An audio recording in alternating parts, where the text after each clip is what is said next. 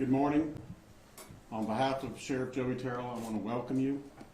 To begin with, I'd like to give you a brief synopsis of where we are to date on the investigation. The results of the autopsy are still pending. The results regarding the analysis of the items we've submitted to the crime lab are still pending. We are now just beginning to get responses to the search warrants and the subpoenas in the case to date. We can tell you that we have received additional footage from a security camera from a business near the Family Dollar store. That additional footage shows us that Debbie Collier walked out of the Family Dollar store at 3:09, got into her van, and remained in her van in the parking lot for 10 minutes before leaving the parking lot and heading south on Georgia 15, Highway 441, US 23. This tells us that the time frame is actually narrowed a little further for this case to begin at 3:19 p.m. on Saturday, September 10th, and ending at 12:44, Sunday, September 11th, the time of the discovery. Please understand that this case is very complex in nature and has a lot of questions and unknowns that aren't found in a typical death investigation. It is going to take significantly more time than the 19 days that have passed since the discovery to solve this crime. We also want you to know that we are working diligently to solve this case. We are trying to obtain as much information as possible so that we can put together facts and evidence to support a motive and also to identify a person or persons of interest. At this time, I'd like to call up lead investigator George Cason to assist with answering the questions that you may have. George. First of all, I want to thank everyone for being here, being part of this. Hopefully we'll be able to answer some questions and give y'all some insight of where we're at and kind of what we're dealing with. First off, I want to start off by saying we have received a lot of questions that y'all have sent in. Some of these questions, the information that is pertaining to those questions is very sensitive information. We will try to answer them to the best that we can, but there will be information that we need to retain just for the simple fact of it being very sensitive, and we don't want our potential persons of interest to be able to get a hold of this information. Just so that way it does not jeopardize the furtherance of our investigation.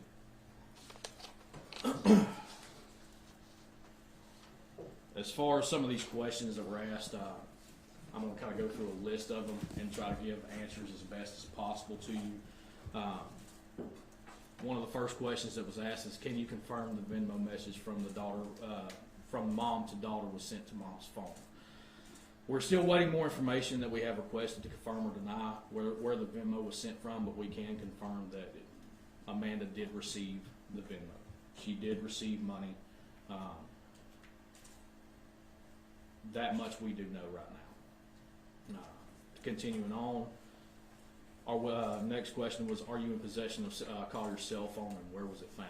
Yes, we are in possession of that cell phone. We do have it in evidence, and it was located at the crime scene. The next question that was asked was, what was Collier's cause of death? And as Colonel Kogod mentioned, we are still awaiting the full report from the medical examiner's office. Once that comes in, we will absolutely update everyone on those findings. What records and data have we analyzed?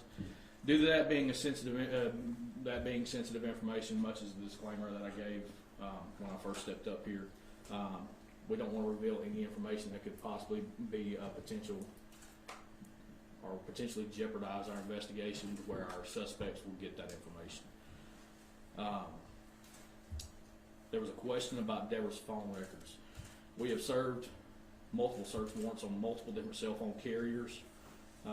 We are working with them to get all pertinent data from those devices and from those carriers. So hopefully we'll be able to develop more of a timeline, a better timeline, and hopefully be able to find out more information about what exactly happened.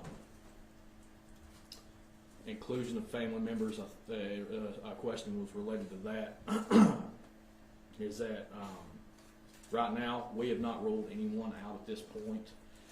We have ever developing leads and are gradually having information that we have requested come in.